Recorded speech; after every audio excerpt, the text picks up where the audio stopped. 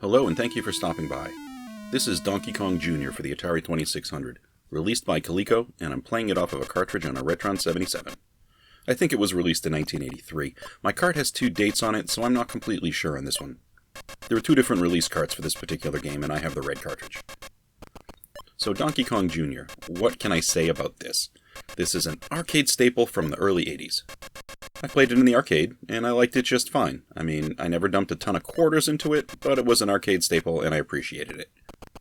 Donkey Kong Jr. on the Atari 2600, well, that's a bit of a tougher discussion.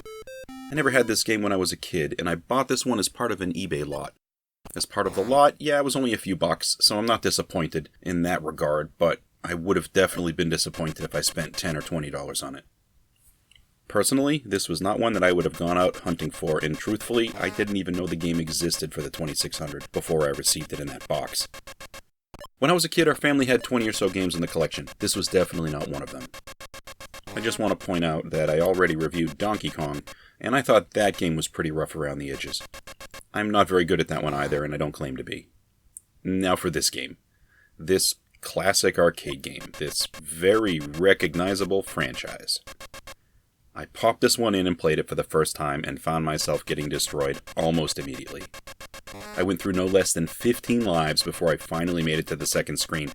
Eventually I got frustrated and I had to stop playing for a while.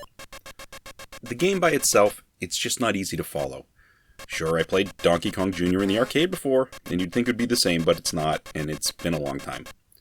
In a way, it's kind of the opposite of Donkey Kong. Donkey Kong is not the antagonist in this game. Instead, Mario is. You're Donkey Kong Jr. trying to rescue your father, Donkey Kong, who's represented by these creepy brown blocks in the top of the screen, and you can describe them as rudimentary at best. I guess this looks actually reasonably the same style as the 2600 Donkey Kong game, but that isn't saying much.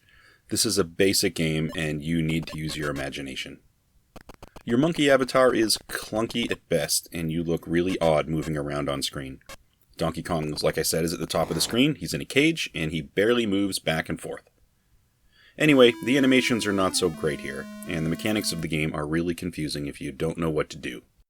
The first level is a bunch of hanging vines, and this is a climbing maze. You need to climb up, over, down, and find a path to the top where you can grab a vine to get to the end of the stage. A climbing maze, great. That is a different enough maze type, I appreciate that. The fire button makes you jump. Okay, jump, once again, not bad. You climb, you jump. I understand what jumping means. I've been playing games for 30 years. But here, climbing a vine, I jump to the next one, and then I plummet to my death below. Awesome. In retrospect, it's a basic enough path to follow through the vines. I get it now, but when I started playing, some of the vines look like they're close enough that you should be able to jump between them. But nope, doesn't work like that. Just sort of fall down to your death.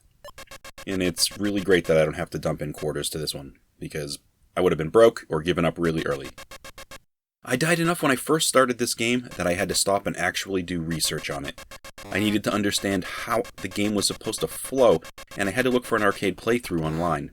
This is not a good start to a game. Where it looked like I could jump, apparently I could not. So you need to learn the maze, and you need to run through the maze in a very specific way to get to the next level.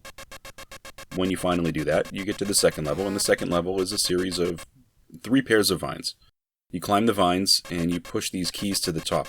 And at the same time, you're trying to hang on to the different sides of the vines to dodge these little objects that come down the vines, whatever they are. And then you need to scroll across the bottom of the screen to get to the next pair of vines. When you start this level, you really need to jump and grab the vines really fast. It's right in front of you. The first time I saw the screen, I was killed instantly while looking around, trying to understand what I was supposed to do. If you make it through this stage, and this stage is probably even a little easier than the first stage, I think, but the third stage, you have to maneuver through 4 different floors that are hanging from the scaffolding, and you need to get to the top. There's a set of climbing vines on the left and the right side of these floors. You need to dodge these little things that are creeping down the vines towards you. They basically run down the vines, and they run across a floor, and they run down the vines again. And as you make your way up, you just have to be aware of these and dodge them, or jump them when they approach. If you can get through this stage, and you get to the top, you will loop back to the start. So, okay, we've got 3 distinctly different stages here, and honestly, that is one more than Donkey Kong. I don't know if that's necessarily a good thing here, as these levels are really rough looking, but there's at least more variety than in Donkey Kong, and when I play Atari games, I do like variety. I know I've complained about a lot of one-screen games.